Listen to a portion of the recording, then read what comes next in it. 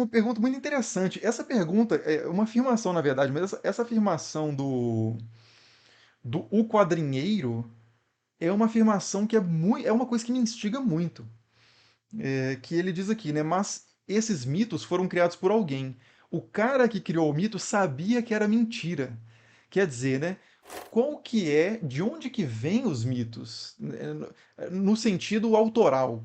Não no sentido psicológico necessariamente, mas no sentido autoral. Quem que foi a primeira pessoa a falar sobre Zeus, Hermes, é, Tupã, sei lá? É uma pergunta muito intrigante, né? Porque a gente não tem as respostas. E será que esse cara estava mentindo? Eu não vou muito por esse lado, tá? Eu acho que mesmo a pessoa tendo falado alguma coisa que pode não ser a realidade concreta dos fatos, eu tendo a pensar que os mitos começam com alguma percepção real da pessoa, não significa que a coisa seja real, mas a pessoa realmente percebe alguma coisa, né? Acha que viu, ou acha que ouviu, ou acha que sentiu. Aliás, sentiu, mesmo que o estímulo não seja o que ela interpreta que tenha sido. E a partir disso ela codifica isso em formas linguísticas possíveis, né, compreensíveis, que dá para dar conta disso em termos de comunicação. E eu acho que muito da mitologia surge um pouco disso. É um pouco da tese do Rudolf Otto, no O Sagrado. É um texto que eu recomendo muito também. O Sagrado do Rudolf Otto. Ele parte da ideia do luminoso, que é essa coisa que ela é impossível de você entender de fato, e aí, mas ela te impele necessariamente a falar sobre ela, a dar algum tipo de vazão àquela experiência. E eu acho que ele está no caminho certo, assim. Eu acho que pelo menos uma parte. E com certeza a mentira entra aí, sem sombra de dúvidas. Em algumas expressões, né, depois que principalmente, eu acredito que principalmente num estágio posterior, quando essas codificações já estão mais ou menos disponíveis, há um uso intencional e estratégico, conscientemente estratégico, de gerar certos efeitos, por exemplo, políticos ou sociais, para legitimar um rei, para justificar um certo estatuto legal. Aí você entra como uma divindade agindo de forma estratégica, maquiavélica, né? No mau sentido da palavra. Não necessariamente no sentido filosófico, mas um pouco no sentido filosófico, né? É um uso realpolitik da coisa, né?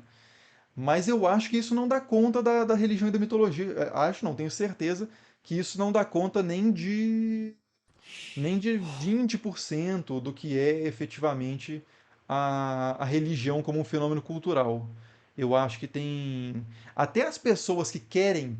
Voltando àquela discussão de verdade e vontade, não sei se você estava aqui presente já, mas até nos casos em que a pessoa quer estrategicamente usar o mito para promover a sua visão de mundo, a sua política, as suas crenças legais para definir uma legislação e coisas do tipo, e argumentar na Câmara religiosamente a favor de uma certa legislação, mesmo nesses casos, eu acredito que essa pessoa que age estrategicamente muitas vezes está convicta porque tem muita vontade de que aquilo seja verdade, está convicta do que ela fala é verdade. Entende o que eu quero? Eu falei de uma forma meio confusa, mas o que eu quero dizer é que mesmo nos casos em que a religião é utilizada com fins totalmente, explicitamente políticos, a pessoa pode estar acreditando no que ela fala. Porque o viés cognitivo é tão forte, aquilo é tão importante para ela que seja verdade que ela acredita, ainda que ela meio que tenha se enganado.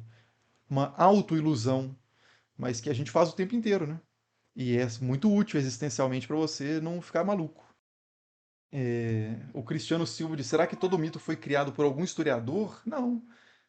Historiadores são figuras até meio raras no mundo antigo.